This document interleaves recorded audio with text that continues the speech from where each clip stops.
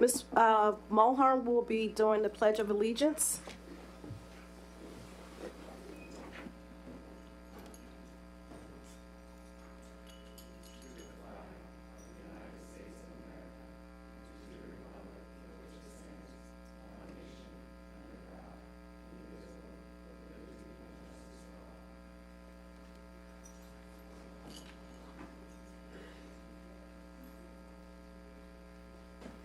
Mr. Swigart will do the roll call.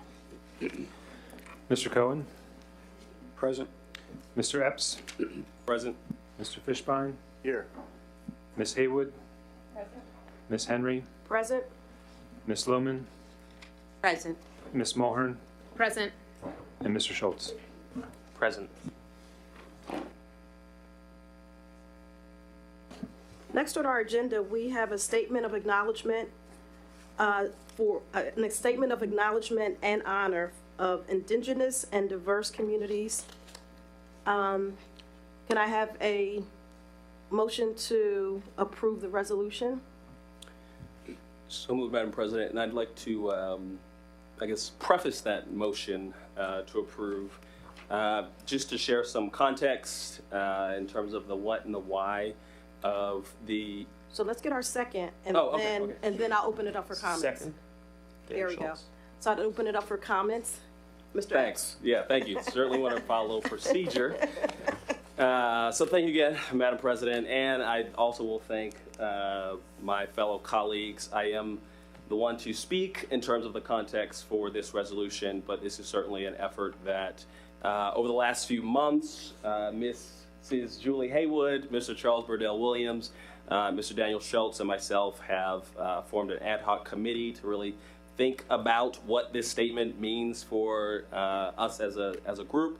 And even before that, our whole team of 10 spent some time thinking about the same very question. So tonight we do have, as you see, a resolution to establish a Cheltenham School District Statement of Acknowledgement and Honor. And you don't have to look far. You can look right on our bumper stickers for two words, historic and diverse. Those are the two values that really kept coming to mind when thinking about the why of this statement. And it's through an honoring and acknowledging of history and a diverse history that we can really tap into what's known as a solidarity dividend. A dividend that pays rewards in the form of improved educational outcomes, college affordability, environmental justice, and many other topics that we talk about a lot in our community and our nation. And so in order to tap into that solidarity dividend, it really takes, again, acknowledging and honor of truth. And so we here in Cheltenham, we talk about the history of our land. And in order to start that conversation, we should really acknowledge those who were here prior to Cheltenham's existence, who were caretakers of this land for more generations, quite frankly, than can be counted. And so that's a bit of the why we wanted to take a formal first step. This is not a form of protest. It's not a new strategic initiative that the district is announcing, but it is an important first step in acknowledging truth to build mutual understanding and using that mutual understanding to enrich our learning communities, to enrich the relationships that we have throughout our communities, and to enrich the celebration of history and diversity throughout our entire Commonwealth. And so again, I do appreciate being able to do this on a night, as we'll talk about a little later, before Mrs. Haywood was able to depart, because she was very instrumental in crafting this statement as well. And so with that, which shares a little bit of the why, the resolution talks a lot about the what, which I will read as before or after approval? Before, okay. So the what is in the actual text, which I will read for the public, which you'll also be able to comment if you like.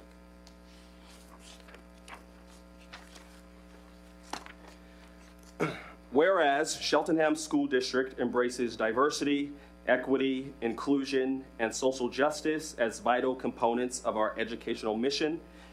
Whereas, in furtherance of our educational mission and truth, Cheltenham School District acknowledges that the Lenape are the original inhabitants of Cheltenham Township, and we acknowledge that the Lenape people were caretakers of the land, rivers, and waterways prior to any European settlement and colonization within the areas we know as Cheltenham Township. And whereas we acknowledge the importance and existence of Lenape elders such as Isaac Still, Tamame, Kilbuck, and Henry, as they ensured their culture and traditions were passed on for generations, signed and honored treaties, but did not agree to the erasure of their traditions or forced relocation of an entire population. And whereas we acknowledge that the Lenape survived the brutalities of colonialism, enslavement, genocide, discrimination, racism, gender-based violence, theft, forced assimilation, and other atrocities driven by local, federal, and state government.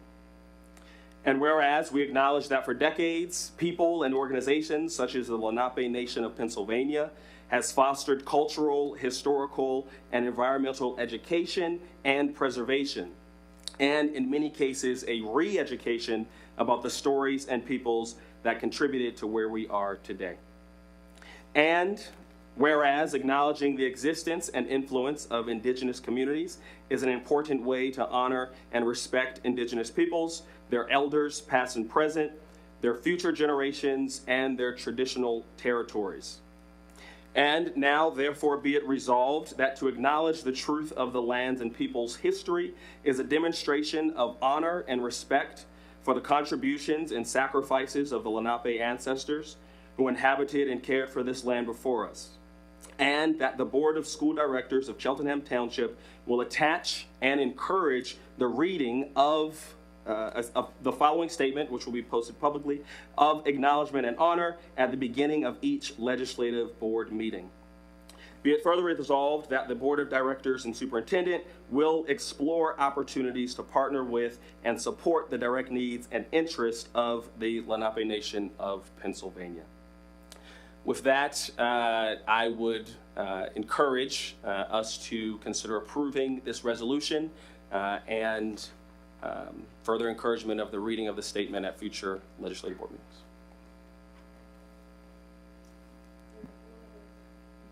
Any other comments from the board? Yeah, I just want to thank the committee that worked on this. I know Mr. Epps was the driving force behind it. You were the brainchild for it, and it's really wonderful that we're continuing to advance our equity inclusion efforts. And this is an important step, and I, as one board member, appreciate it. Thank you. Do we do the vote now? All in favor? Do we do public comment now? Or he's saying, do we do public comment? Okay. All right. If there are any members of the public that would like to make a comment on this item, this agenda item? Yes. I also wanted to thank Mr. Epps for initiating this resolution. I think it's really important as we continue our journey of equity that we really look at the individuals and people who lived and sacrificed for us way before we started down this journey. And I think it's just really important to acknowledge that. Thank you.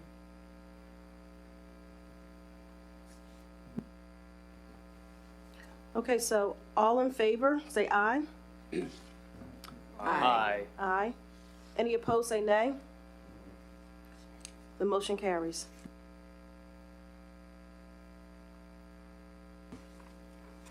We now will have the Cheltenham High School Student Council report.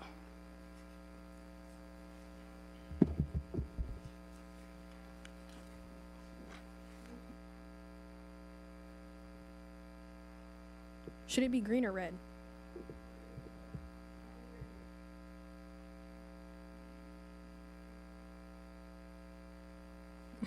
My name is Emma Zubeiru. The Cheltenham Student Council met Friday, November 17th. I will now read our updates. Teachers have chosen student representatives and Student Council met with them on November 10th, and Thanksgiving baskets were put together November 17th by the Student Council. Thank you. Thank you. Mr. Diazio, the solicitor's report. Yes, I have no report this evening. The board has not met in executive session since the last public meeting. Thank you. Thank you, Mr. Diazio. The approval of minutes. May I have a motion to approve? So moved. Second? Second. All in favor, say aye. Aye. Aye. Any opposed, say nay. The motion carries. We'll now have recognitions, starting with Mr. Taylor for Wyncote Elementary.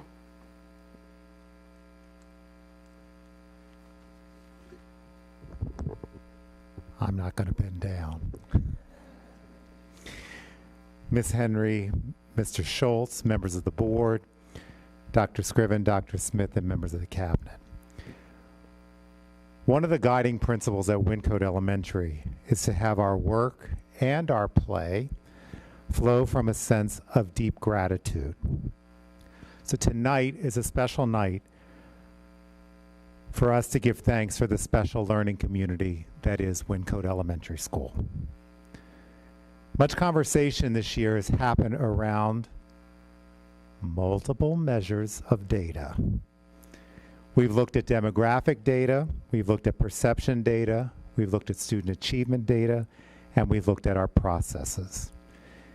You'll have to wait for next week's presentation to hear about the student achievement data. But tonight I thought it was important to highlight the perception data and for you to hear the voices of multiple perspectives, because you already know what my perception is of Wyncote Elementary. So I thought it was important to have a student voice, a parent voice, and a teacher voice. Voices that we seldom hear gathered in this room. So the parent voice is homesick with COVID. The student voice is visiting Mimi. But little did I know that last year we had Mr. Enjoy Ahsoka come speak to us, and he happens to be in the audience tonight, and what a treat it is to see Enjoy here this evening. But we do have a teacher voice, and I'd like to invite Miss Lexi Victor up to give her perception and perspective of what it's like to be part of the Wyncote community. Miss Victor.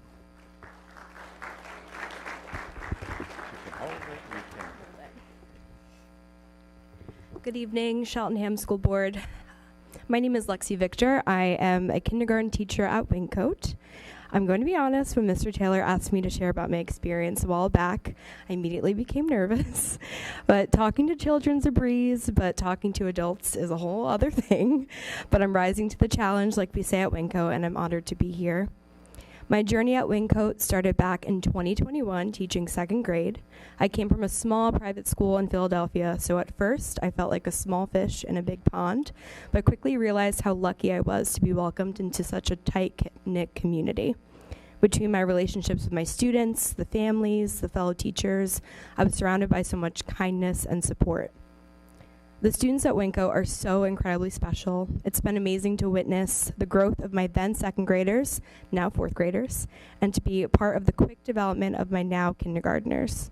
Seeing their love for learning, willingness to work together, and quickness to spread kindness sparks so much joy and ties me back to my why for the work that I do. As a young teacher, I've been so grateful to work with so many teachers that are collaborative and supportive. Last year, I began a reading buddy relationship with one of our third grade teachers, Deb DiBattista, and it's been an absolute joy. We put our heads together often and come up with ways beyond buddy reading to establish positive relationships between kindergarten and third grade. And as a team, we encourage our classes not only to read, but to check in, to support, to encourage each other throughout the school year. I love to see them light up every time they see each other in the halls and when they come into a room to read. The family support at Wyncote is unlike any other. It says a lot when my colleagues see me laughing and enjoying meeting families during kindergarten orientation. They desire partnership and offer endless support and appreciation, which makes the work that we do for our students so much stronger. And I can't forget to mention our amazing PTO that organizes such lovely events that inspire reading, quality time with other students and families, and bring the school community together. And I also have to mention that we love Pretzel Fridays too. Lastly, I'm grateful for Mr. Taylor, who is the glue that holds our school together. He sets the tone for kindness and creates a positive community. He was instrumental in supporting me in my transition from second grade to kindergarten, as he is the king of kindergarten. And I will end my time today with how he ends each school day. In a world where you can be anything, at Wyncote, we support you in your decision to choose kindness. Thank you for having me, and have a great night.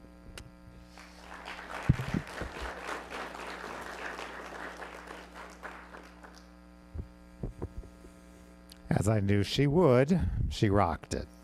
Thank you, Lexi. But I'm determined to get student voice into this. So we do have a quickly put together video, very short video, and I'm hoping that the volume works. So if you can face the screen, there are new kindness ambassadors at Wyncote.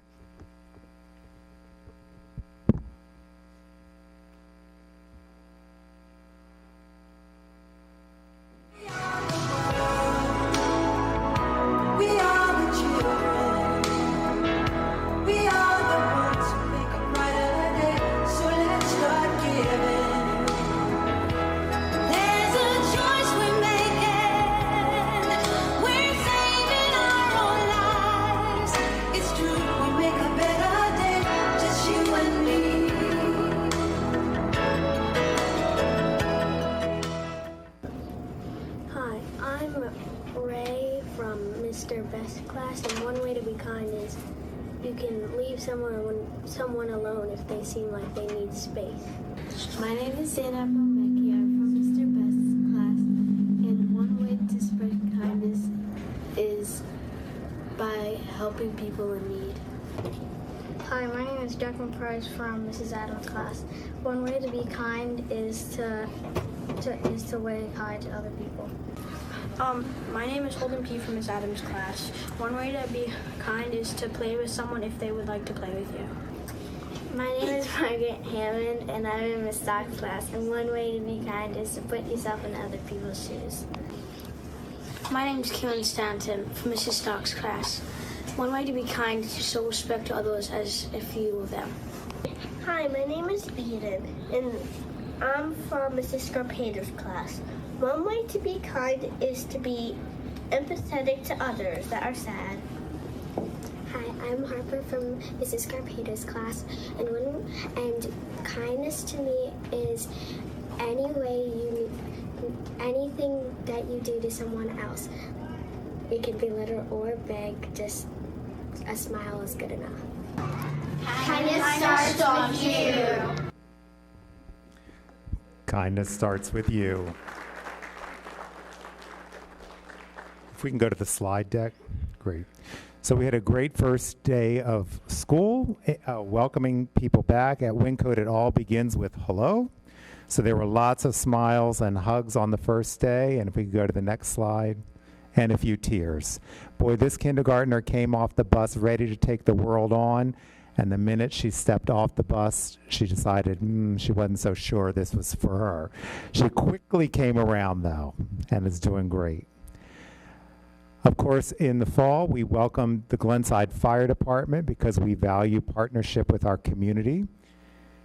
The Glenside Fire Department came to share with our kindergarten students and our first and second grade students in our artistic support class about appropriate fire safety. They all had a chance to squirt the hose, which was the highlight of the visit.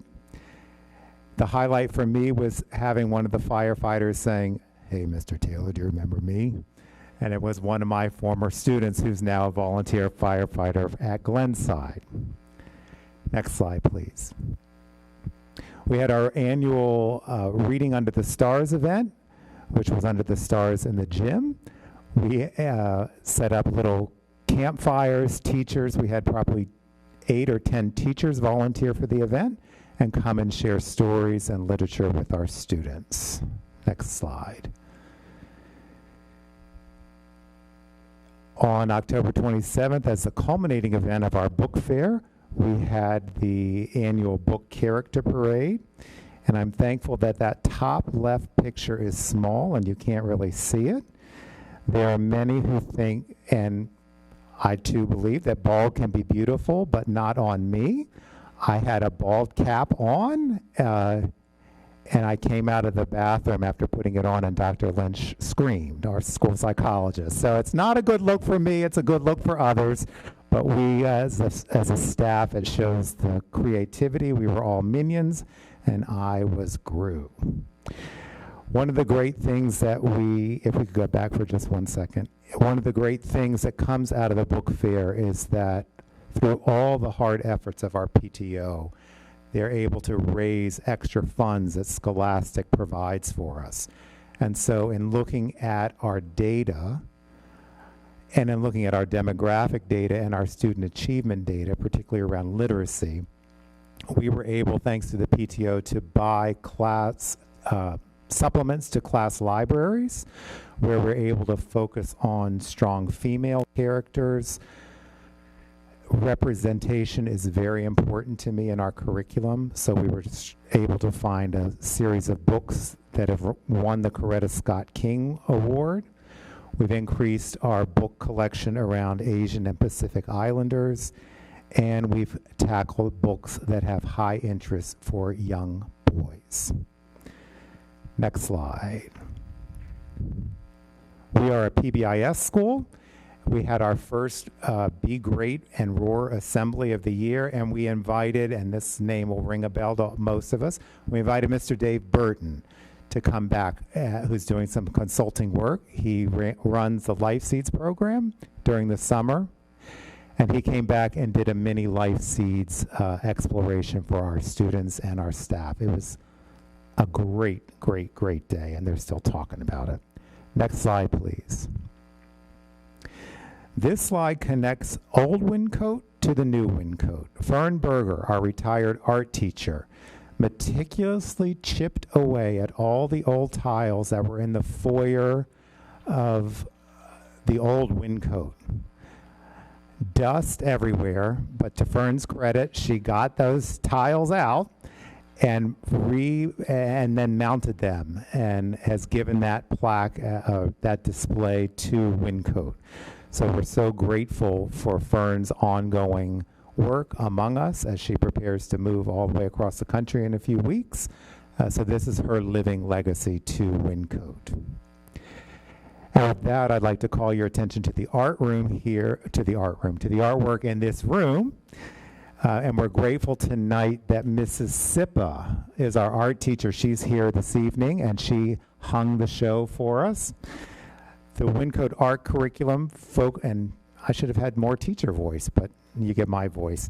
The Wyncote art curriculum focuses on elements of principles of design, art history, self-expression, self-confidence, and material exploration. In our ongoing attempt to be a more inclusive community, our 1st through 4th graders created a mini self-portrait. Our Faces of Wyncote display shows you the diverse artistic approaches each student took to capturing themselves in a drawing. And as you move through the display, you'll see artwork inspired by Hispanic and indigenous cultures, such as the hojolata tin art from Mexico, to the molas inspired by the indigenous people from Panama. You'll also see artwork in the back and also in the hallway, celebrating the beauty of fall as students focus on artists such as Paul Cézanne, created chalk pastel value drawings, weaved paper into an owl, and much more. So I hope you'll take the time tonight to really take a good look at the hard work of both Mrs. Sippa, but more importantly, of our students represented here. And of course, no comment by me would be complete without a comment from either Mary Oliver or Fred Rogers. So tonight, you get both. So I want to take a moment of personal privilege just to recognize David Cohen, Joel Fishbein, and Julie Haywood, who have very deep connections to Wyncote. So Mary Oliver said, in a world where I've said everything, what is there left to say? So I'll say it again. Thank you. Thank you for all that you have done for our Wyncote community. And Fred Rogers says that anyone who has done anything to help a child in his or her life is a hero to me. So thank you for being the heroes in our community. Congratulations on your retirement and best wishes.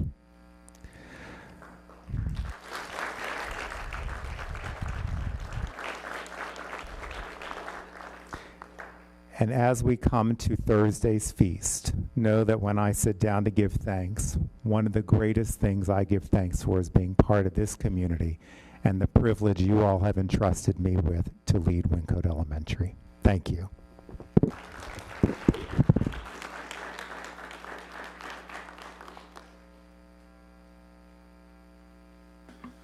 So, Principal Teller, thank you very much. Thank you for your commitment, not just to Wyncote, but to the district. I thank your teachers and your art teacher who was here diligently setting up for hours to make sure that we were ready. To the community, we do this every month. Moving through the end of the year, a different school will be highlighted at each of our legislative meetings. And we just thank you for always setting a high bar, as you were the first school to step forth this evening. So thank you, sir, for everything. Now we're going to segue, and I just took point of privilege because Madam Chair knew that this recognition is really long overdue. As I'm entering my third year, a very important characteristic, I believe, is humility. And I just really want to start out because I was blown away by apologizing to both our girls and our boys track teams because they should have been here a long time ago for the exemplary performance that they've set. I mean, they're truly phenomenal. We have Principal DeAndrea here in the back. We have our athletic director, Pat Fleury, here. And we have our coaches and we have some of the athletes that I just really want to recognize. So this evening for us, part of it, because this is about our students, is just to recognize excellence, to be quite honest with you. So I kind of want to start with calling some of the coaches up. So Coach Lowry, if you could just come up if you're here. Doc Bill, I saw you coming, sir.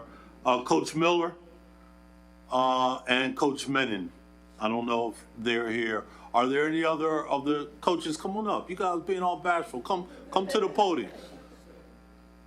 First and foremost, you guys know that I'm a product of Cheltenham as well. Played football and basketball. Track is, I wanted my springs off, and I apologize. Track was something I could not commit. Coach Bill was my coach when I played football. So when you talk about legacy, his legacy has endured for generations, and he has touched thousands of lives, including mine. Coaches, this is our first time doing this. Want to thank you for your commitment with really being a beacon of light for our student athletes. And I preface that because it's always student before athlete. And I wish someone had instilled that in me. I turned out okay, but it was more athlete and then student. And that's one thing I really try to talk to students today.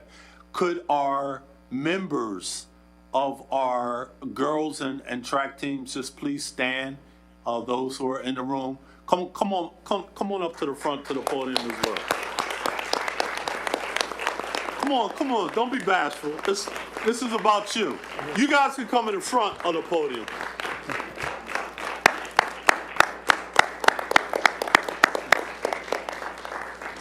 Do we have members of our boys track team here as well? Come on up, guys. If we are, because this.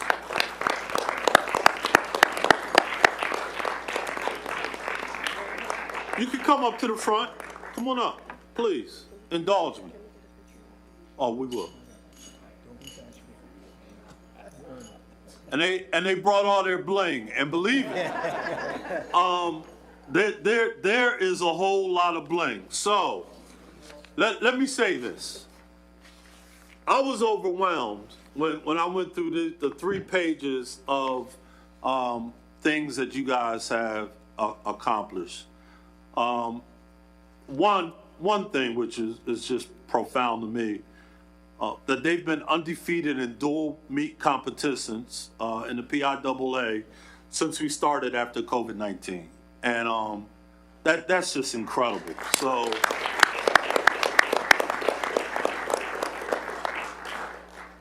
their accomplishments in the pin relays, their individual conference champions. The one thing that jumped out, and this is why I started out with an apology, because we missed some of our grads that graduated in 23. One that went to University of Houston, one at Georgia Tech, one at Delaware State. But last year we had 4 first-team All-Americans. Are any of my young ladies or young men right now a first-team All-American right now? Any of you here with us tonight? So that's something that you will be striving for and still have an opportunity to accomplish. I'm going to reach out. Coach Bill knows Eric Vassell. Eric Vassell is a global manager, creator for New Balance. And you guys go to this New Balance Nationals. So I'm going to try to make a special connection and reach out to some alum to do something special for you guys when you participate in that competition. But when you look at the District 1 medal state qualifiers, the PIAA state championship medalists, coaches, can y'all give us a rundown real quick of who's who in front of us and just some of their accomplishments? I can start with boys. Sure. Now, we have quite a few. First of all, thank you for this opportunity. We are honored and we are humbled that you would give us this floor here. Mr. Kaufman, could we get some pictures of them, please, sir? And I want to say this. You have some wonderful young people here. I do not take it lightly. I'm in my 42nd year. Trust me, I didn't plan it that way. When I came to Cheltenham, as Brian tell you, I was coaching football and veered off in the track. But I was going to do a few years and move on. But God had another plan, and I don't regret it. You have some wonderful people here, young people here. I do not take it lightly that they give up their time to come out and be a part of an interscholastic athletic team. Not many people are willing to do that and keep their grades up. We have some honor students here also. And I always stress that we want you to become scholar athletes. I'll introduce the boys. Standing next to me, my right here, is Nathan Hoffman. He does the high jump, sprints, jumps, whatever we ask him to do. Okay? I like that type. That would take you far in life. Okay? Next to him, Nathan is part of the 4x4 team who won a medal at States. And also he's part of the 4x2. Next to him is a state medalist in the triple jump, and the relay team is, Jordan Soul. Okay. Jordan, we expected some great things from him this year. Junior, and then next to him is another junior, Mr. Joshua Harad. He's a hurdler, sprinter, jumper, does whatever the team needs. Next to him is Mr. Jordan Grady, hurdler, sprinter. He doesn't know it yet, but he'll probably be jumping also. Next to this Jordan is this young man. Isaiah's turning into a nice leader for us. He's a jumper, sprinter as well. As you can see, they have hardware here. They earned it. But I always say, win humbly, lose gracefully, because life is like that. Now, you want to name some of the features of the girls here? Yes. So my name's Ray. This is my first year jumping. So what I do have, we have Kendall Nelson. Kendall, you want to step forward? That's you. Nelson, Michelle Courcia, Mariah Winfield, and Ayala Day. They ran the 4x400. They were 5th place at the state champ. I'm just going to go with state championships. They were 5th place at the state championships. 4th place in the 4x100 was Kendall, Michelle, Mariah, and Kira. Is Kira here? But I'm this is so like to be around. So to be around such. Did I miss anything? And Stephanie with the high jump. Only as a freshman being a qualifier, just amazing, And they all did the 100, 200 at some point, Jerome does a very nice job with them. Jerome's very detailed. He cares about his student athletes. He's obviously a great teacher from the year and a half I've known him. But these girls really have a lot of commitment and a lot of, they show up at 2:45 and they stay till 5:30, 5:50, you know what I mean? And, the small amount of distance girls that we have now, hopefully that'll get bigger, we're striving for them to have that same commitment because, the sprinting program has been amazing. I was just happy to be a part of such experience and the hard work that they really displayed. Great job.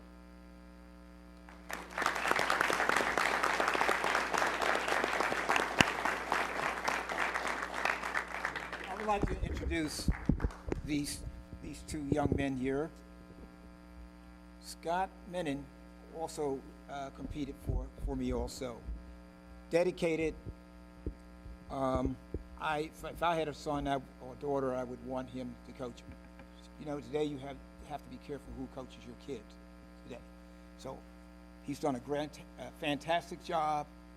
He's extremely knowledgeable in all the throws, and he cares about the individuals. Scott's been coaching 15 years with us? 19, sorry. And this young man here is Carl Grossman. Carl is a 65 graduate? Yes. Of Cheltenham? Yes, class of 65. Yeah. He joined my squad. Believe it or not, I was on the football field coaching, and he would run through the football field often. And Mr. Marburg at the time said, you have the job as a spring track coach. And I asked him, would he be a part of that? And I'm so glad I did, because he loves kids too. He's a retired teacher in Philadelphia. And you have some wonderful coaches who are coaching your kids. Last thing, I want to thank Jerome Lowry for the work he's done. We want to present this board with something. Last year, we won the Suburban 1 League Freedom Division Championship. These are all the combined boys and girls team right here. Yes, there's possibly 60. So I don't know who I can get it to.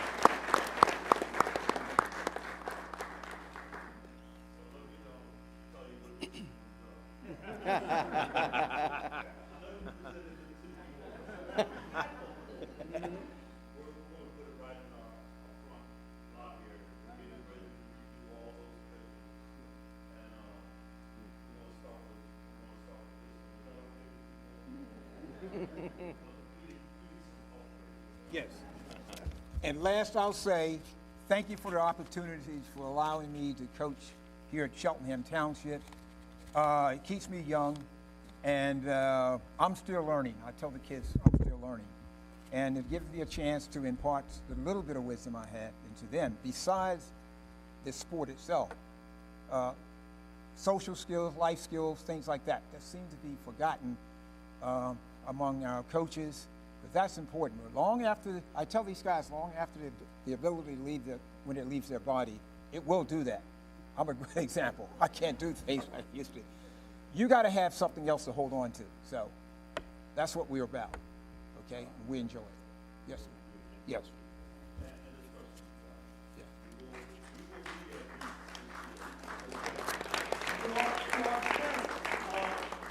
Oh, yeah. Parents. Oh, yeah. Thanks to parents, yeah.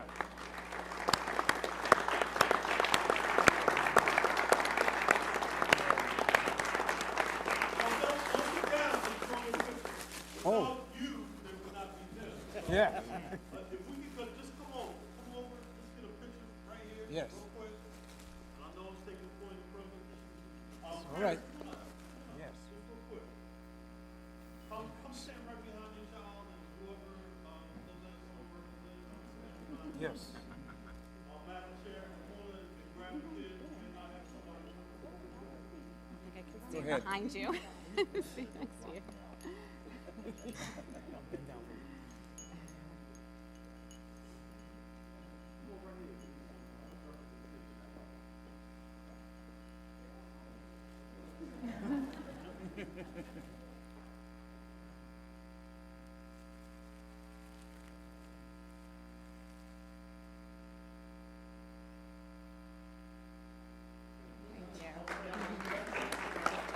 I gotta ask you something.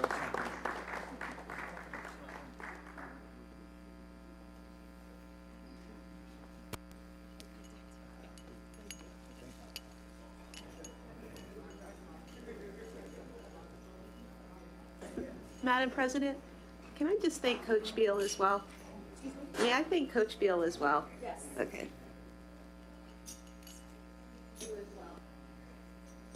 I'm Peter Anzadeo's mom, and he's Peter Anzadeo. I'm his mom, and he's on the track team, and he's never going to be I love him dearly. He's never going to be wearing any of this hardware. He's not. But he has really enjoyed, he's a senior now, and he's really enjoyed his time on the track team. And as a child whose father died 6 years ago, and who really doesn't have any other male role models in his life, I, as a parent, appreciate the amazing coaches who are part of the track team and who welcome him every day to practice and to the meets, even though he's not, like I said, he's not going to be wearing the hardware. But I appreciate everything. Thank you. Thank you. Thank you. Thank you. There you go. So, thank you all for coming. Look, you may want to just stay for just this one part, and then I'll give you an opportunity to get out. But I only say that because I really feel giving honor and giving respect to certain individuals is critical. And this portion of our agenda right now is recognizing 3 individuals who have truly given tirelessly to our community, Mrs. Haywood, Mr. Fishbein, and Mr. Cohen. This is their last legislative meeting. We will be onboarding new members in December, and we want to just really pay homage to them. I'm only one voice, but I get to start, and I get to give you guys a little parting gift, which I hope you have a special place on your mantle or wherever you see fit. Just remembrance and for us appreciation. I've got you all locked in my phone. Don't block me. I already told Mr. Cohen, don't block me. But I do want to give this to each one of you. I have it labeled. So, Mr. Fishbein, sir.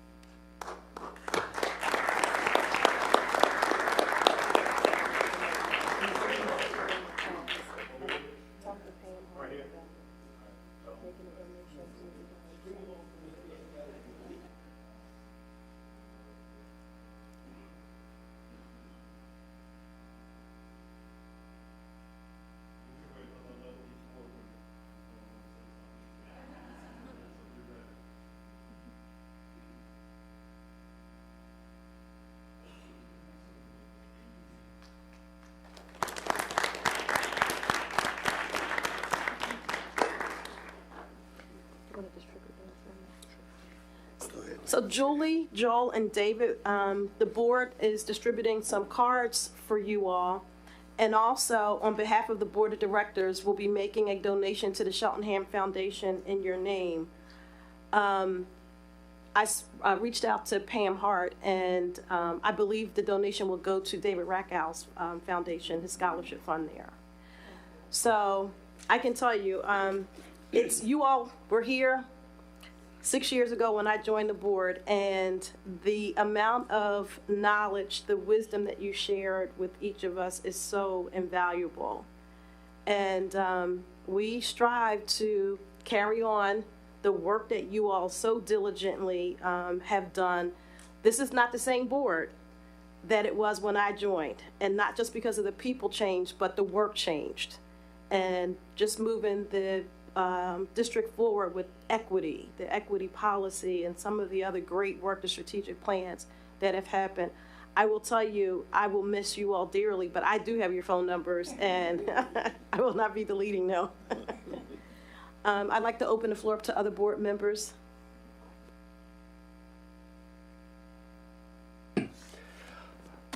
Last month, we said a couple of things because you were honored by PSBA, but I wanted to, especially for members of the public who maybe haven't served on a school board, it is a lot of amazing, wonderful effort.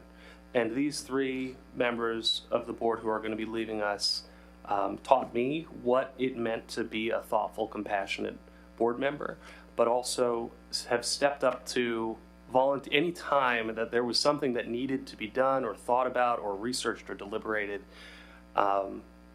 They would step up, and I know we have three new board members who are also going to step up, but it's going to be big shoes to fill because each of you brought something different, a different perspective, a different skill set, a different set of connections.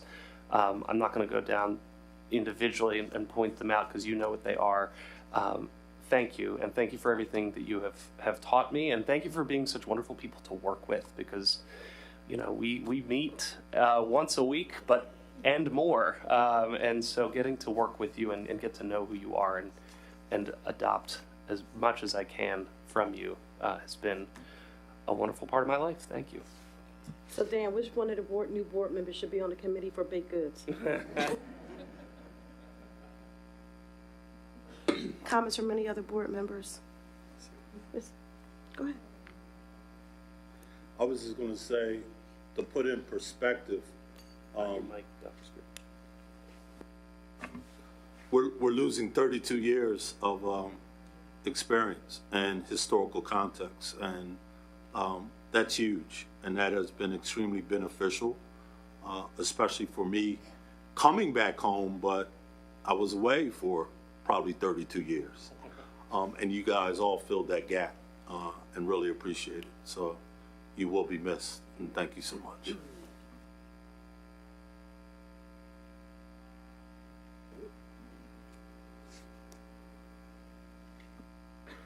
So I have a statement, and I hope I can get through it, because it's been 12 years on the board. So I'm going to read it, because if I try to ad-lib, it's not going to work. So I just wanted to welcome everybody this evening. As Dr. Scriven said, this is my final legislative meeting tonight as a sitting school board member. I see 3 of the incumbent school board members who are in the audience, and really looking forward to you coming up and filling these seats as well. So I was elected to the Cheltenham School Board about 12 years ago. And during that time, I have served as president, vice president, co-chair of the Educational Affairs Committee, co-chair of the Policy Committee. I've attended 12 graduations, including the graduation of students who were in first grade when I first sat down as a board member. I thought about that. The past 12 years have really been a journey for me, and I wanted to thank my friend Mary Russell, who's not here tonight, and my husband Art, who tapped me on the shoulder 12 years ago and encouraged me to run for school board. At that point, my youngest, who's actually here tonight, Alexandra, was a junior in high school, and my daughter Olivia was a senior in high school. My son had already graduated Arthur. It was my involvement with art on the Cheltenham African American Alliance and our push to close the achievement gap and raise achievement for all, that spurred me to run for school board. For years, I had been attending school board meetings and advocating for raising achievement, but I thought it was really important that a voice on the board, amongst many other voices on the board, were at the table really pushing forward to make sure that that actually happened. And along the way of 12 years, there's a lot of people to thank, and I'm not going to thank everyone, but I wanted to thank the people for always keeping all, and I say all, children at the forefront. First, I'd like to thank the teachers, the many teachers who see, encourage, and inspire children every day. Thank you to former superintendents who are not here now, including Chris McGinley, and Darlene Davis, and Assistant Superintendent, assistant superintendents who really looked at disaggregating data at a time when it was not really popular to do that. But it allowed us as a school district to really look at where we were with our children academically and where we wanted to be. And I knew then that that's part of the reason why I wanted to sit on the school board. I also wanted to thank Tina Valletta, who now is in California. She's a former school board director. When I first was elected as the board president, she served as my mentor. And I can remember the countless times I called her and said, I need you to give me some advice. What should I do in this situation? And she always did provide sage advice and wisdom, and so many times. Thank you, Dr. Scriven, and the current administration, both the folks that are here and the folks that are not here. In particular, I worked very closely, or more closely, with Dr. Smith as the co-chair of the Educational Affairs Committee. So I wanted to thank you for always providing really good data and trying to move the envelope forward. I really appreciate that. I was co-chair of the policy committee along with Joel, and this year with Mr. Epps. And I wanted to thank Mr. Diazio, but I also wanted to thank Mr. Roos, who's not here tonight as well, and definitely Ms. Jackson. Countless meetings we had a couple of years ago where we had multiple meetings in a month so that we could move some policies forward. I really sincerely thank you from the bottom of my heart for the many thoughtful comments that were made and incorporated into our policies, and your openness to encourage us as school board directors as well to sometimes propose new policies. One of the policies I think all of us are very proud of is our equity policy. It really drives us, it drives the work that we do, and it took a long time to put that in motion, but it was really worth all the time that it took putting it together. Let me see what else do I have. Of course, I want to thank my fellow board members. It's really been an honor and a privilege to work with each and every one of you. I know that I maybe won't miss the second meetings in the parking lot, so don't look for me on Tuesday nights. Most importantly though, and I'm glad the students are still here, I wanted to thank the students. You reminded me every day that you are all our children with boundless gifts, talents, and endless potential. I'm inspired by your social justice consciousness and your many achievements. You're the reason there is a board and administration. Continue to challenge us in ways that matter to you. Last but not least, I want to thank my husband, Art, my children, Olivia, Alexandra, Arthur, Miles, who's here, and other friends that are here in the audience, for always supporting me as a board member in this endeavor and the many Tuesday nights that I was out of the house. In closing, I want to leave the board with a parting gift and a few very short closing remarks. First, always keep in mind that behind every data point is a child. Each child has their own hopes and dreams for the future. So as we look at the data and we move the needle forward, there's a child behind each one of those data points. Second, no matter who walks through our doors of our schools every day, our mission remains the same for every child who walks in our door. And I want to read that mission because I do think it's important. Our mission is to provide inspiration and resources for every student to achieve academic excellence and pursue their highest potential by creating an equitable and inclusive community that fosters social and emotional well-being. I couldn't read my handwriting. And a passion for learning. And third, and I really thank the current folks who ran for school board and the incumbents, continue to ask the question, as the school board candidates did during their campaign, how are the children? How are the children is traditional greeting of the Maasai people in Africa that acknowledge the importance of the well-being of children. If all of our children are doing well academically, socially, and emotionally, then we're doing well. Keep asking that question to make sure we remain on target. As a parting gift to the board, I thank you for these gifts. As a parting gift to the board, I'm going to share copies of the PSBA what? Da-da-da-da. Reviewing policies with an equity lens. So keep on doing the important work, and thank you very much for allowing me to serve this long. I appreciate it.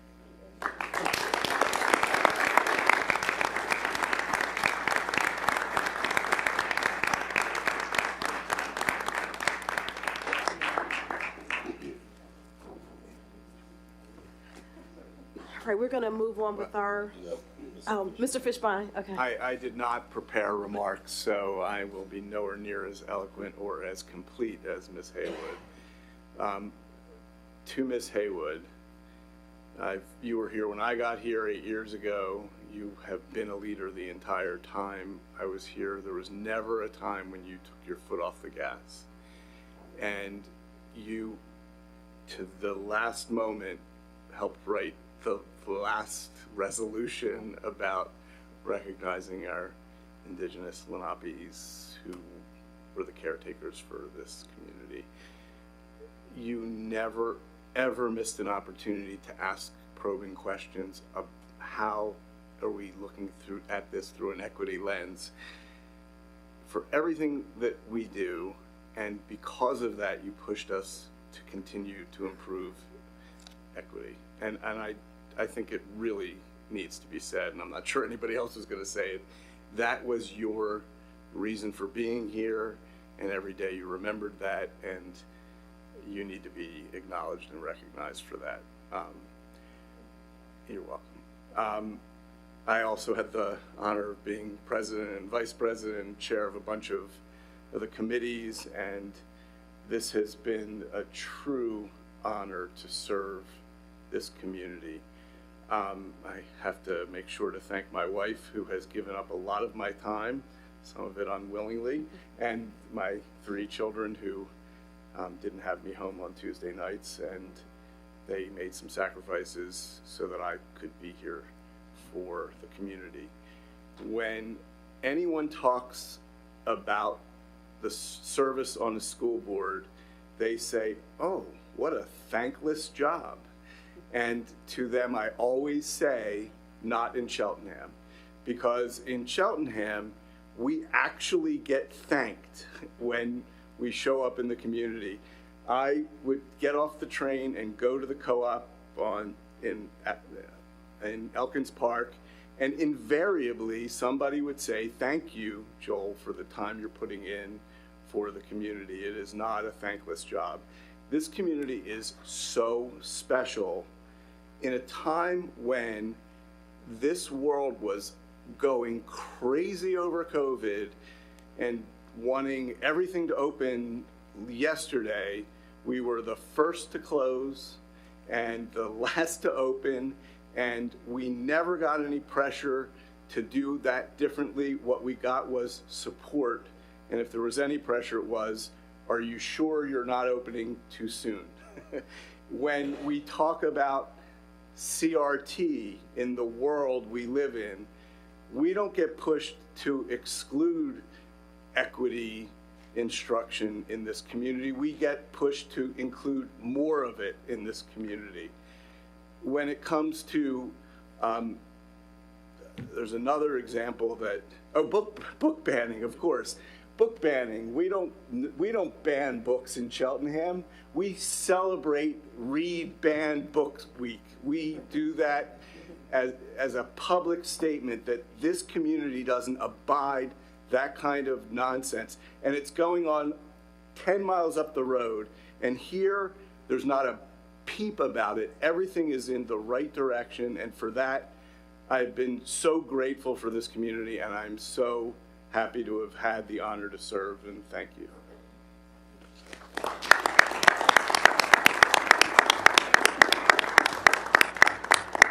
Thank you, Joel. Ms. Haywood? I just want to publicly just make a very short statement. I appreciate those statements, Joel, of pushing equity, but I really want to acknowledge Representative Nelson, because when he was leaving the school board, he literally said to me, Julie, we really need to adopt an equity policy. He did that. Pushed my shoulder and said, Julie, we really need to pursue an equity policy in Cheltenham. And he provided me with a copy, I think it was Denver's equity statement, and said we need to do something here. So I want to publicly acknowledge Representative Nelson for putting that in my ear, and then we've got it in everyone's ear in order to move that forward. So thank you.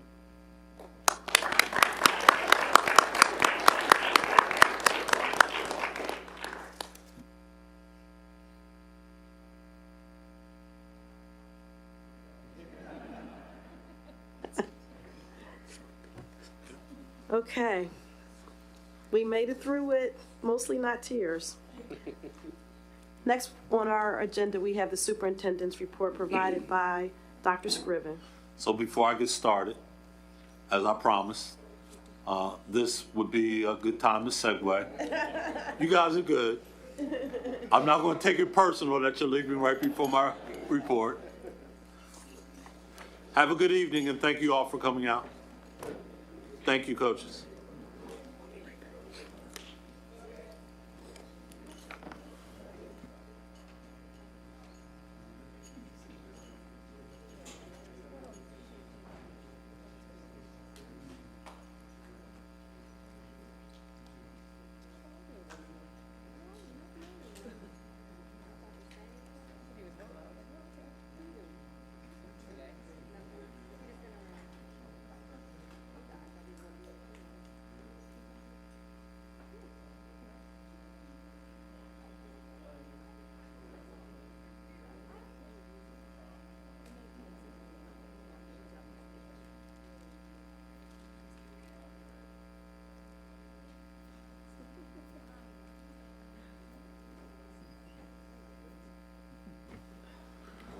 All right, so I'm going to really try to paraphrase this to the best of my ability, as I know we are well over time, and I think where time needed to be spent, it really was. So I just want to give a little context to my report tonight. One thing that we are truly trying to do in the district is not operate in silos.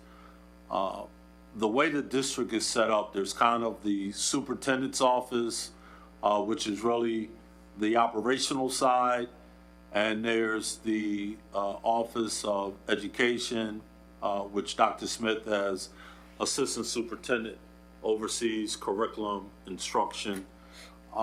And we've really changed that paradigm where we are a cohesive, collective unit of one, and we support each other accordingly. Most districts have what's called a comprehensive plan, which is a 3-year plan. When I first started here 3 years ago in November, we had just finished a 5-year strategic plan under the previous superintendent, and we floundered a little my first year because there was not an actual working strategic plan which was in place. So we went through an entire process to put a strategic plan in place, and we can go to the next slide with that. The purpose of the strategic plan. You can read all of this, it's in board docs, but the bottom line is that it serves as a roadmap for the district. As a result of our strategic planning process, we really had multiple stakeholders who were able to come together. We revisited our mission, our vision, and came up with what you heard Mrs. Haywood read a little earlier, which we felt really was a truer representation of what our work looked like currently. We developed 7 pillars, which are really our goals that we have established as a community and as a district. The one thing that we're doing now is really trying to align resources to each one of our goals, and we're doing that with the help of Mr. Swigert through the whole budgetary process, which he really leads. You could go to the next slide. We have to establish a culture of being data-driven. I do believe that in pockets, data was being reviewed, but we did not have what I viewed as a systemic approach to really going about the continuous improvement process, monitoring data, and having a transparent way of truly holding ourselves accountable. The one thing that I've always said about our strategic plan is it is a living document, and anything can be changed based on what the data is telling us. You can go to the next slide. Why do you have a public-facing document such as a strategic plan? And for me, this is really important. We'll be doing a written report, which the public will be able to review to the board, which is going to be giving an update on our strategic plan in the upcoming months. But that's something the public will be able to view as well. It will give a snapshot of where we are as we're moving towards meeting each one of the goals that we have established in our strategic plan. So that's the big picture. A lot of districts have a comprehensive plan. We've gone deeper and we've established a strategic plan which drills down further and holds us further accountable as a district in terms of the what we say we're going to accomplish. It gives us a timeline and it gives us the metrics in which to follow. The next piece, where we kind of segue to this whole part 2, I need the public, I need my teachers, I need my administrators, and my cabinet is already clear. This is a district initiative. The strategic plan, the framework which we have adopted, which is a research-based framework. Here we highlight Dr. Bernhardt. There's a book that we, as a cabinet, have adopted. There are consultants that we've pulled in to work with our principals who have to be the facilitators of the work.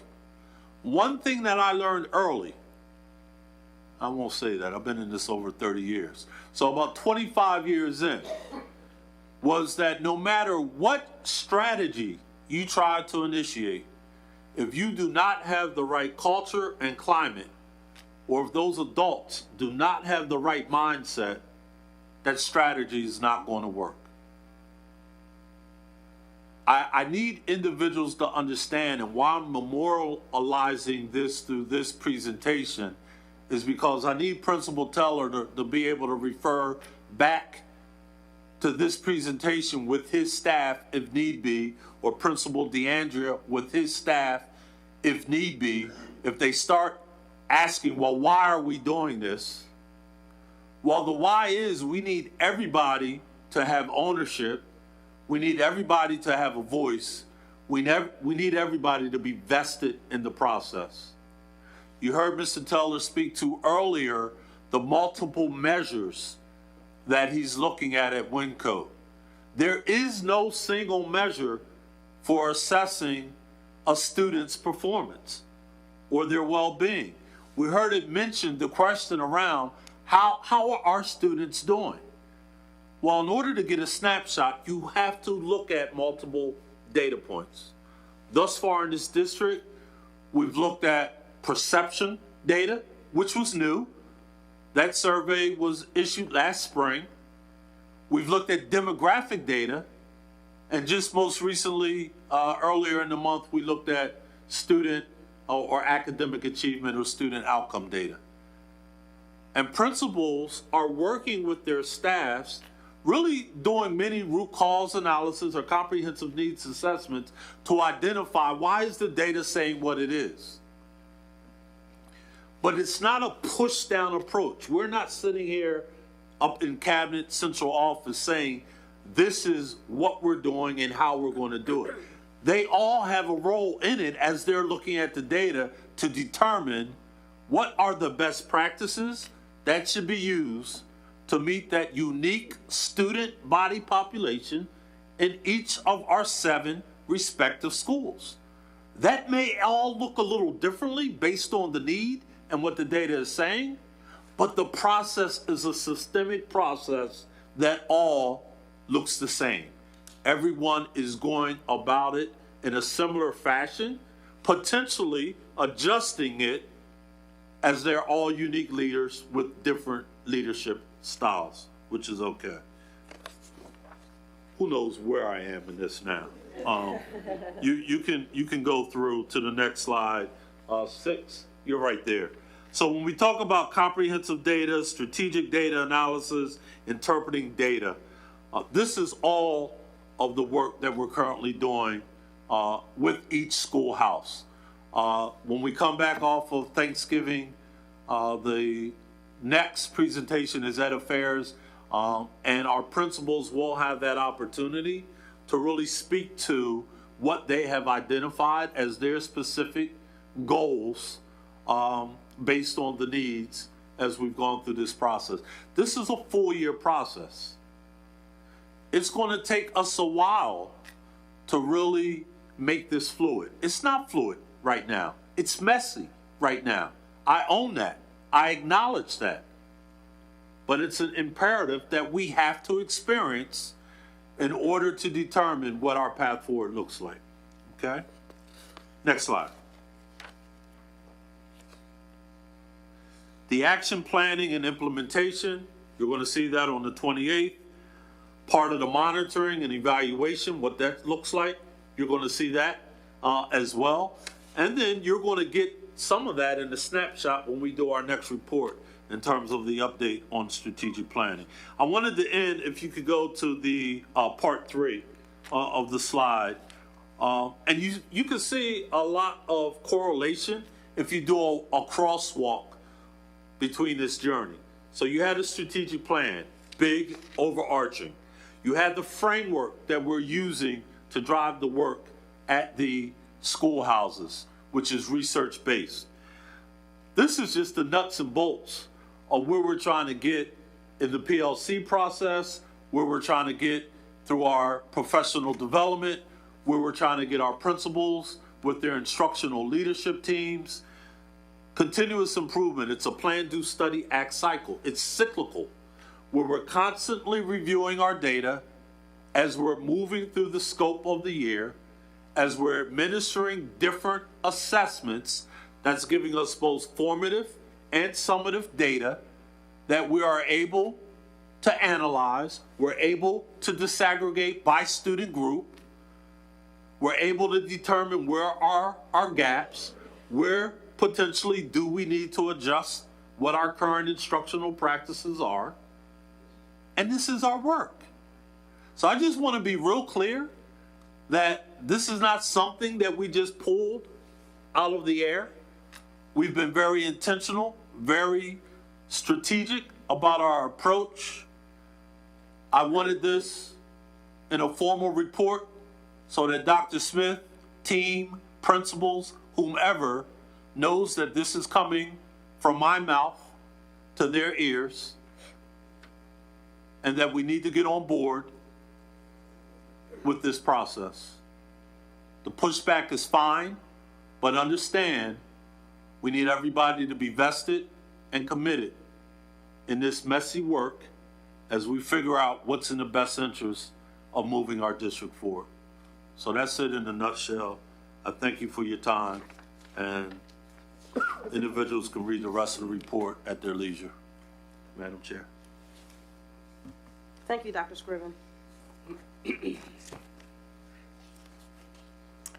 Next, we'll have public comments on agenda items only. If you are in the room here, or if you're in Zoom, if you want to make public comments on what's on the agenda, you can come to, if you're in the room, come to the podium, state your name and where you reside in the community.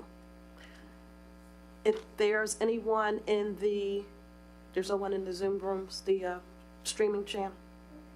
Okay, no hands. All right, we will move on to our committee reports. Starting with Financial Affairs, Mr. Schultz. Thank you, Madam Chair. The Financial Affairs Committee met on the evening of November 14th in a hybrid format hosted at the Administration Building.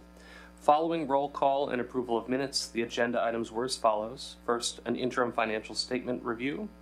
Next, an overview of the budget/Act 1 timeline. Then we had a presentation about the charter school spending bill HB 1422, which is currently being discussed and reviewed at the state level legislature. And then finally, an update on the PennDOT project, which is occurring near Wyncote Elementary. The video is available online. There aren't any particular highlights, but I'll just say it's exciting to see the PennDOT project moving forward. And also I will highlight that the charter school bill, would recommend the public become a little bit familiar with it.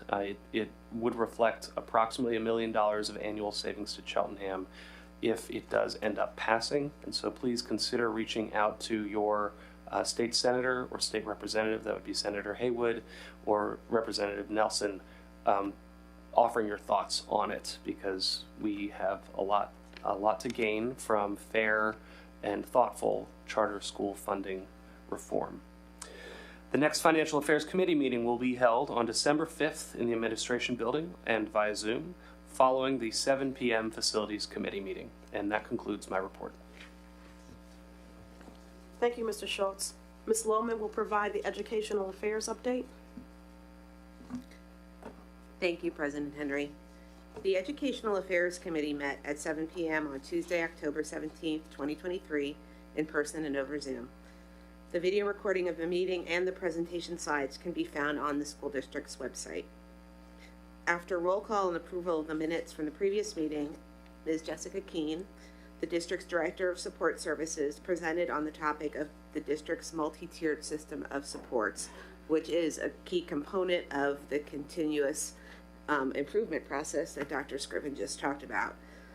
Ms. Keene explained that a multi-tiered system of supports, or MTSS, is a proactive and preventative framework that integrates data and instruction to maximize student achievement and support students' social, emotional, and behavioral needs from a strength-based perspective. MTSS basically looks like a pyramid, with the bottom, tier 1, which includes strategies that are used for all students to help them succeed academically and behaviorally. Then tier 2 is in the middle, which includes additional strategies and interventions for some students. And then the top tier, tier 3, includes intensive intervention for a few students. Tier 2 involves small group instruction using existing curricular resources. Tier 3 can involve individualized one-on-one instruction or counseling. The district is building out its MTSS framework to ensure that we have the proper programming, processes, and procedures in place to support all students academically and also support their mental health needs. The process of MTSS, the concept of MTSS is important because it is designed to help schools identify struggling students early and intervene quickly so that things don't get worse for students later on. And it focuses on the whole child. There was quite a detailed presentation. I encourage people to go look online about more about what MTSS is involved, but the district has been working this year to really develop a framework for its MTSS processes, including when and how a child should be referred, so that staff members can consider various data points as to whether or not they need additional support services. And then if they do, then development of a plan and progress monitoring for the child and a goal to determine whether or not the strategies and interventions that are being used are addressing those child's identified needs. While the district has implemented elements of MTSS in all of its buildings, such as positive behavioral and intervention supports, this year it has been an intentional effort to develop a sound process to be used in all of its schools. Ms. Keene noted that this year the framework is being developed, and next year the type of interventions being used at tiers 2 and 3 will be evaluated. Building leadership has been provided with a common framework around MTSS implementation. All buildings, as I mentioned, are now using cohesive referral forms, meeting agendas, and progress monitoring forms. All buildings are having MTSS meetings weekly or bi-weekly. And as an example, at Cheltenham High School, these meetings are held weekly, and staff are currently reviewing all retained students and assigning them to interventions that take place during lunch and learn. Like I said, this was a very rich presentation, so I encourage folks to go online and watch the whole presentation and read this through the slides, because this is really an important component of the district's improvement process and ensuring that all children's needs are met appropriately. The next Educational Affairs Committee meeting will be held on Tuesday, November 28th, 2023 at 7 p.m. in the Administration Building and over Zoom. This ends my report. Thank you, Ms. Lohman.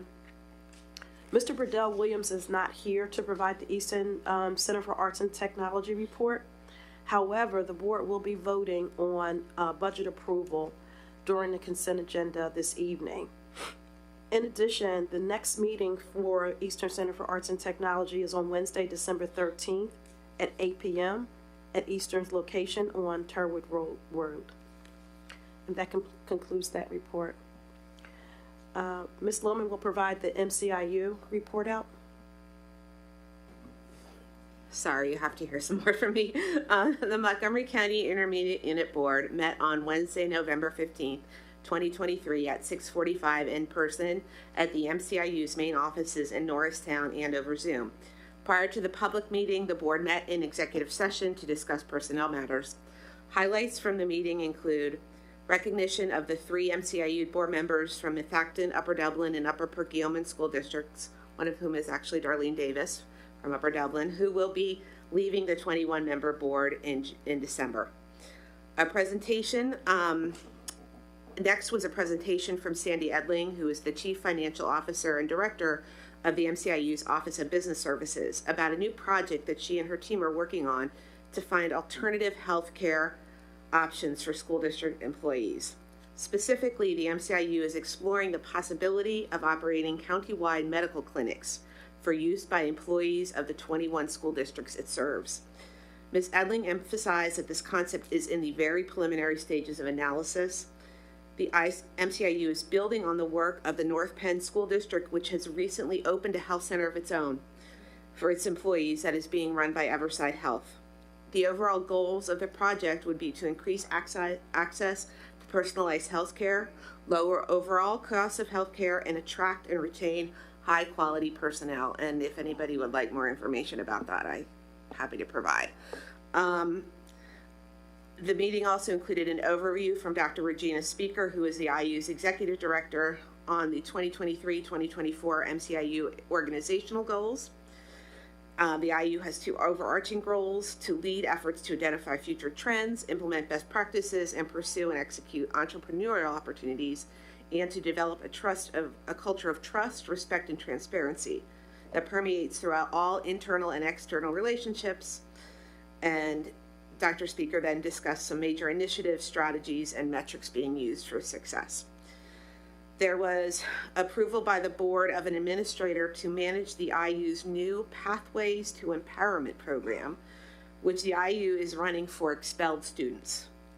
This program has been developed at the request of the county superintendents to address the specific needs of dysregulated youth who are under the age of 17 and still entitled to education even though they have been expelled from school. The IU board approved the budget for the first year of the IU's Bureau of Justice Assistance Stop School Violence Grant for $353,000. The Bureau of Justice Assistance is in the U.S. Department of Justice, which made 78 awards in fiscal year 23, and the MCIU was one of the awardees. The IU has received a grant of $1 million over 3 years for two main purposes: to work with school districts to revise their emergency plan drills to focus on the needs of students with disabilities, and to develop more trainings that focus on the role of support staff in keeping children safe. There were a variety of updates, approvals of contracts and various consultant agreements. The human resources update was that there have been 35 new employees hired in the past 2 months, but also 35 to 40 vacancies. So the IU's continuing struggle with employing, in particular, paraprofessionals continues to go on, unfortunately, as much as the HR department there tries.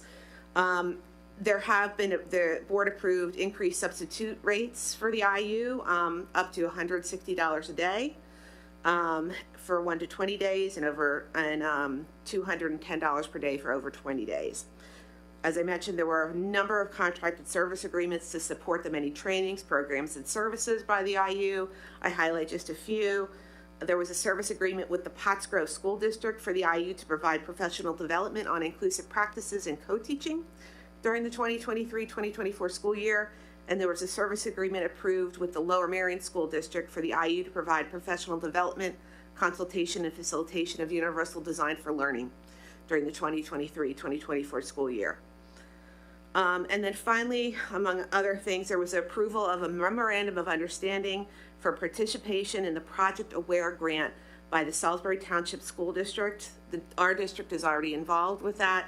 Project Aware is a very large program that got a lot of grant funding from the federal government recently for the IU and several partners to implement this program for the next 4 years. AWARE stands for Advancing Wellness and Resiliency in Education, and the MCIU's grant project that's being funded will expand suicide awareness training opportunities for students, implement a universal mental health screener to be utilized by school districts, which our district is already involved in and was mentioned at the MTSS meeting, and create an electronic data system to connect non-public school staff to connect school mental health practitioners with community-based mental health providers that have immediate availability to support students in all levels of care.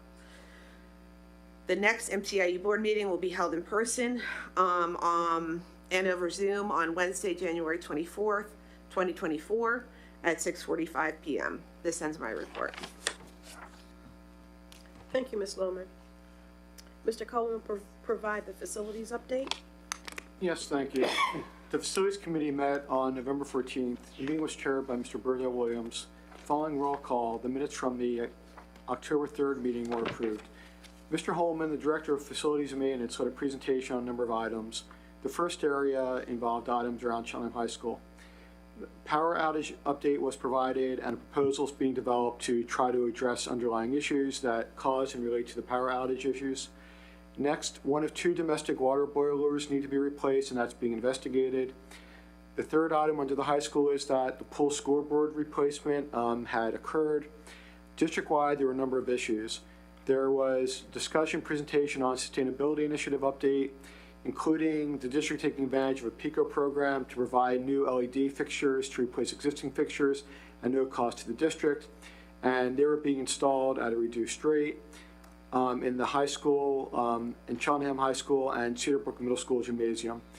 There was also discussion about a new recycling containers program with posters and information about recycling at the high school under sustainability.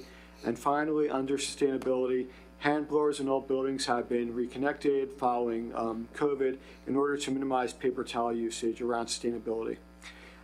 Next, there was discussion about sea box removal. Sea boxes are big shipping containers or like, and those have been emptied at Myers, Wyncote, Glenstead Elementary, and those boxes will be removed from the district properties, and that will free up additional recreation space for students at those school properties.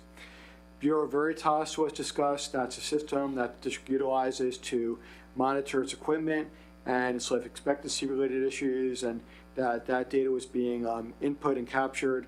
And also the district was soliciting bids for 3 trucks that were towards or at or past their lifespan. There was also discussion about facilities needs. The next Facilities Committee meeting is scheduled to be held at 7 p.m. on December 5th, and that completes my report. Thank you. Thank you, Mr. Cohen. Mr. Epps will provide the Policy Committee update. Sorry, Liaison? I'm sorry, Liaison Committee, Mr. Cohen. Thank you. The Liaison Committee last met on October 16th, and that's a meeting which includes the school district and township to talk about joint issues and areas of concern to share information. At that meeting, there was discussion on follow-up on security at school events.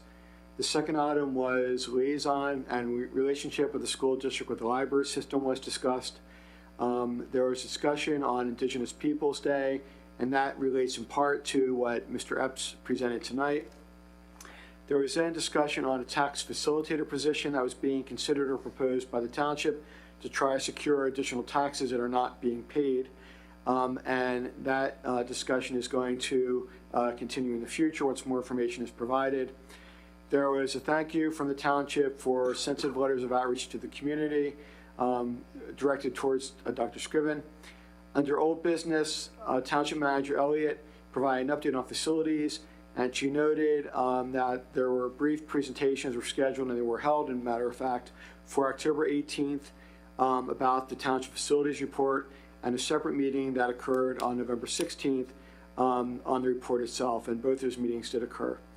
Under new business, there was a brief discussion about usage of high school track well before hours, and it was stated by Dr. Scriven that staff was not available there to assist or provide any type of security or access to the track at hours before school started. The next liaison meeting has not yet been scheduled. That completes my report. Thank you. Thank you, Mr. Cohen. Mr. Epps now is the Policy Committee report. Thank you. And the Policy Committee was held on, the last Policy Committee meeting was held on October 24th, 2023 at 7 p.m. in person and streamed online. After the roll call and approval of the August 29th, 2023 minutes, we discussed the policies listed on the consent agenda under the Policy Committee report. It can also be found on our agenda tonight. Tonight, there are 5 policies considered for adoption. Number 827, dealing with conflict of interest. More recent policy, number 800, records management. A new policy, 830, security of computerized personal information / breach notification. A related policy, number 830.1, around data governance, around storage and securing of information. And policy number 907, visitors to district schools during the school day, was probably one of our older policies, which was under 10 years, which we'll hear about a little more in a moment. Each of the listed policies under consideration will follow the guidelines of an administrative regulation. These regulations are listed in tonight's agenda and are available publicly, but do not require approval from school directors. Other topics discussed during the new business portion of the meeting are 5 policies that will be considered as first read policies tonight. That's number 109 around school library philosophy, a title change to school library materials, 218.2 weapons and other dangerous items, also includes a title change. Policy number 904, public attendance in school facilities. Number 356, weapons policy. Policy 918, Title I, parent, family, and member engagement. And policy number 247, dealing with bullying and harassment. That concludes the report for tonight in terms of our normal business, but I will take a moment to recognize the meaningful contributions of Mrs. Julie Haywood. So this is the last but not least. You thought we were done, but we're not, so please indulge for the next few moments.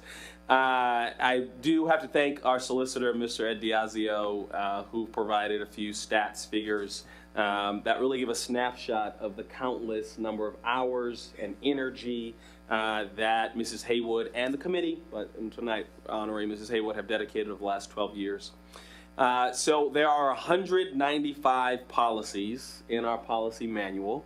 And since Mrs. Haywood's original election to the board in 2011, 194 of those 195 policies have been reviewed, and the last of which we're getting to in the spring. So we'll definitely track that completely. And while we heard a little bit earlier about the COVID-19 shutting down in response to the pandemic in 2020. However, the committee stayed its course and since that time has reviewed 132 of the 195 policies. So over the last few years, again, the committee has shown great diligence in terms of setting the rules engagement for how we operate. You heard a little earlier, but it was, I want to point out a few policies that have been quite meaningful and impactful for the district that Mrs. Haywood has contributed to over the years.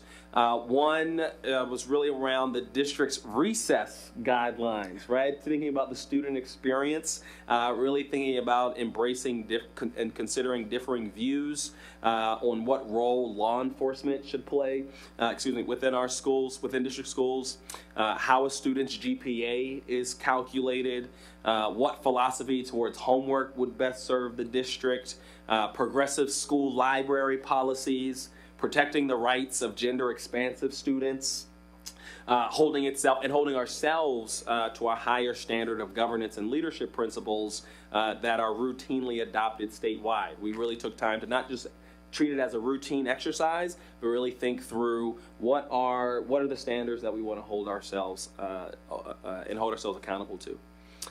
As threats to the safety of children at schools became frequent news and articles and throughout our state, Cheltenham doubled down on its commitment to school safety and really focused its effort towards achieving a comprehensive but yet easy to understand district-wide safety policy that really became a model for other local school districts around Montgomery County and the Commonwealth. You heard a little earlier about the time that was dedicated to the equity policy, but it was over a year. That was, and you heard, sometimes multiple meetings a week, but over a year throughout the 2017-2018 school year that really offered a series of, a series of challenging incidents at the high school, but really prompted the district to think about discipline in a different manner. In 2020, after almost a year's worth of internal and external meetings, that is when the board adopted, the comprehensive equity policy, which has not only served as a guide for how we view our role throughout various committees, but also informed the PSBA, the statewide template that other districts follow as well in terms of how to have a lens for equity when reviewing policies. I know it wasn't tooting your own horn when you shared those things, but you should absolutely add it to your legacy in terms of the meaningful contributions that you have made. And so that is a brief summary of the topics that have been discussed but it really does stretch across every aspect of the student's experience. From the moment they walk through the doors all the way to their graduation. And so thank you, Mrs. Haywood, for your precise and empathetic thinking, your willingness to serve, and like you said, a focus on what's best for students and their learning. And so with that, we do certainly have big shoes to fill.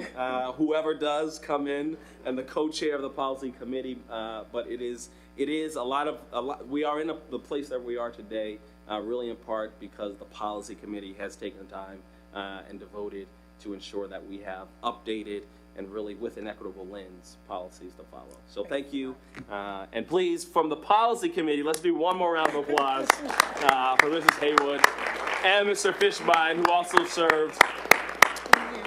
who also served as co-chair of the policy committee meeting. Excuse me, didn't name you specifically in that, but you also were chair of the policy committee meeting during that time. So apologies, Mr. Fishbein.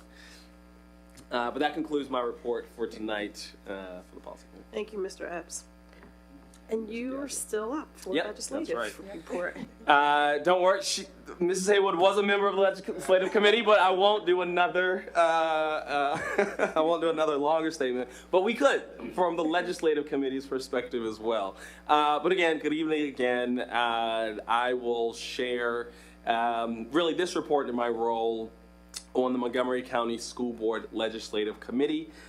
We meet at this point almost every month to discuss proposed and adopted legislation and other issues that might require advocacy with our elected officials, some who were in the room tonight. So during each legislative meeting, I'll share federal and state legislative updates that really impact our township. So we will convene as a committee next on December 6th, 2023 via Zoom. So we've heard over the last few months, we've heard of different opportunities for community members to share their voice, specifically around the state of education and also the funding, basic education funding commission. There's a Pennsylvania education tour that's going to be led by Representative Jordan Harris and Representative Peter Schreier, and they're visiting Montgomery County on, they visited Montgomery County on November 16th, just last week. And so there was some testimonies that were offered from some local area school districts. So we certainly want to be mindful of where that goes and make sure that Cheltenham's voice is heard in these conversations as well. But as I mentioned, that will continue. It's a statewide tour, and so our folks from North Penn and Souderton, and also the MCIU director, represented Montgomery County in terms of sharing testimonies at that hearing. There were some attempts, and we've heard about the budget that was passed. However, a lot of the funds, as I've reported before, about $1 billion worth of funds is still to be determined how it will be distributed. And so there were some attempts to address the school code bill language, primarily through a House Bill 301, for folks who'd like to look that up. The Senate passed a similar bill last week. However, the House rejected that amended bill, and so they'll need to go back to negotiations really around topics like making emergency substitute teacher permits permanent, establishing an educator pipeline support grant program, allowing the Department of Education to provide reimbursements for lunch and breakfast, distributing about $90 million of the $100 million that was appropriated for school mental health grants. That's a part of the discussions right now. And also it would, unfortunately, prohibit Plan Con 2.0 from accepting applications until after July 2024. I know we've been tracking the Plan Con process here, so more news to come in terms of when applications would even be able to be submitted. And so, as always, I encourage anyone within listening distance to make your voice heard on this or any other issue related to education. State Senator Art Haywood is a member of the Appropriations and Finance Committees. So when we talk about money coming in and money going out, whichever way. He's on both of those committees.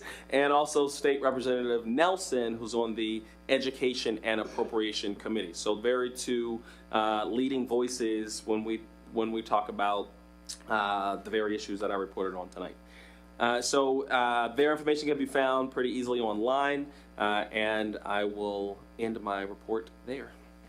Thank you, Mr. Epps. We'll now move to the approval of agenda items. There are two different items for approval. A, which is the consent agenda. B is the superintendent goals. So we will start with, can I get a motion for the approval of agenda items on the consent agenda? So moved. Second. Ms. Haywood, second. Any comments on any items that are on the agenda? Thank you, Madam Chair. I just wanted to thank two sets of folks. First, the long list of volunteers. Our schools couldn't function without community volunteers. I know that there are some field trips that are happening these days, and as we start to break out of COVID and renew that process, I wanted to give a shout out also to that process, though. If you are a parent who thinks you might volunteer in the next 5 years, please consider going through the process of becoming approved, because there is a little bit of a timeline. So if you find out that there's a field trip in 3 weeks and you hadn't previously become approved as a chaperone, you might have trouble. So think about it. If you're the kind of person who wants to get involved, talk to your building principal. The other thing I wanted to do is thank the community member who donated a cello. I'm going to mispronounce their name, but I'll try. Marshall Fletcher. I played cello as a kid in this district, so I know firsthand how sought after the shiny new cellos are when you walk into class for your lesson. So thank you for adding to our arsenal of high quality instruments.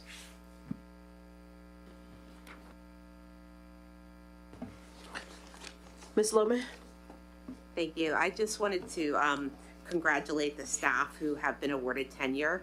There are several staff members that were going to be that were listed in this consent agenda who are being awarded tenure, so I want to congratulate them. And then I also want to congratulate Ms. David Cohen Johnson, assistant principal at Cedarbrook, on her impending retirement. That will be a huge loss for our district and for Cedarbrook, but she's earned it, and I wish her well. Thank you. Thank you, Ms. Lohman. Ms. Haywood? Yes, I also just wanted to note the resignation of Lou Kim. She's been with our district during a very difficult time of transition. So I wanted to thank her for her time with the school district. I know she's already retired, but wishing her well. Thank you. All right, so now we'll take the vote. All in favor, say aye. Aye. Aye. Aye. Any opposed, say nay. The motion carries. And next we have the approval of the superintendent goals. I have a motion to approve. So moved. Second. Second, Ms. Lohman. Just one comment that I'd like to make about the superintendent goals, that although we are approving them in November, Dr. Scriven's goals are not only aligned to the strategic plan as they should be, so that we make sure that we stay focused on what the priorities are for the school district, but he has also been working towards those goals since the beginning of the year. And so I just wanted to make note of that the work is continuing. Actually, the work never stops. Yes, Mr. Epps. Thank you. I want also to note that we heard earlier about the direction of the district, right? And Yes. what it means, our strategic plan, the framework for improvement, continuous improvement. And I want to, a huge part of culture building is modeling the way.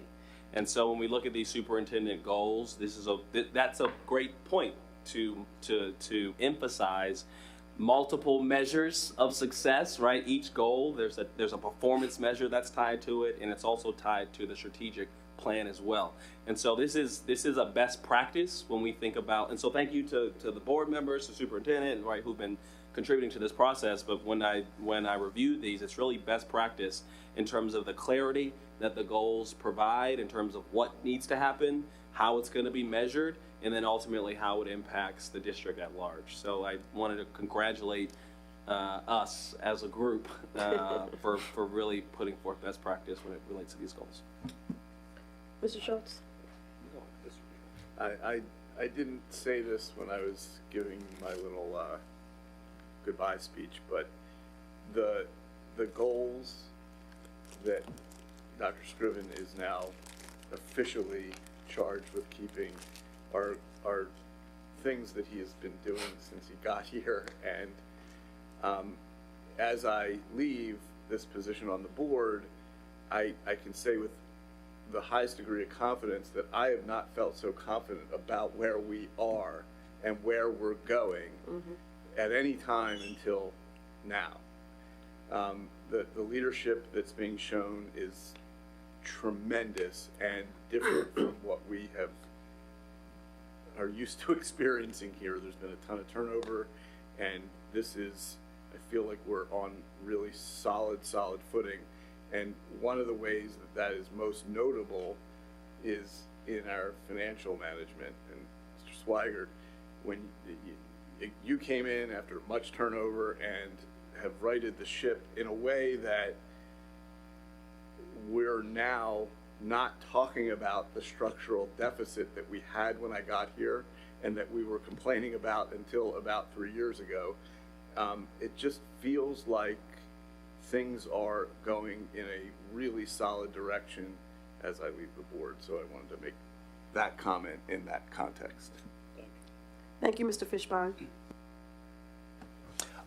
Thank you, Madam Chair. I just first wanted to thank the members of the Goals Committee, Leah Mulhern, Jenny Lohman, and Dr. Scriven is, I guess, a non-voting member, but you were absolutely on it. And I was also on that committee. But for those who aren't familiar, these goals, please take a look at them. These are a work product that represents a discussion between members of the board who represent the full board and the superintendent, and it really reflects an alignment of both the direction that the board is, on behalf of the community, identifying, as well as the direction that the superintendent, on behalf of all of our administrators and experts, have seen as a need and as achievable need. So please become familiar with these. If you are a community member who has identified things you wish you would see in the buildings, in the classrooms, if you can tie your advocacy to these goals and to the strategic plan, you are going to be more effective in that advocacy. So become familiar and then hold us accountable, please. I think I could speak on behalf of the board for that. So thank you. And thank you again, Dr. Scriven, for just being such a collaborative partner in developing meaningful goals. These are tangible goals, and I'm excited about what they represent. Thank you. All right, we'll take the vote now. All in favor, say aye. Aye. Any Aye. opposed, say nay. I'm an aye, and the motion carries. We have public comments on non-agenda items. If any member of the community would like to speak on an item, on any item, regardless of whether it's on agenda or not, if you're in the audience, you can step forward, announce your name and where you reside in the community.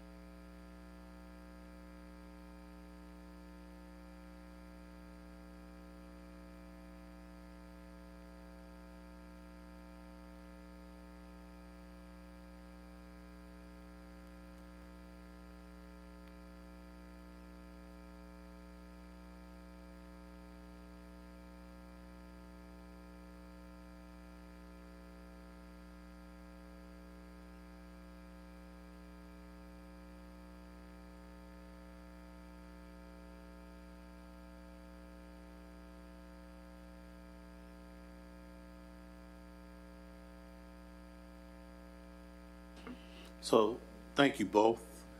I always say we can't address anything unless it's brought to our attention. I know you did do that as you were working up the ladder.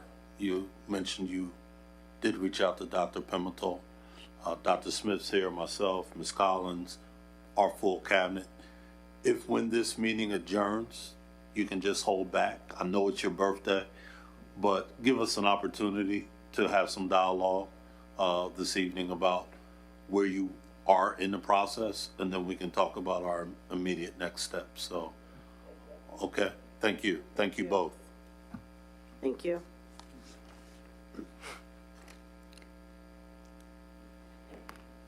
Any other comments? Anyone in the? Okay. There were no public prior questions.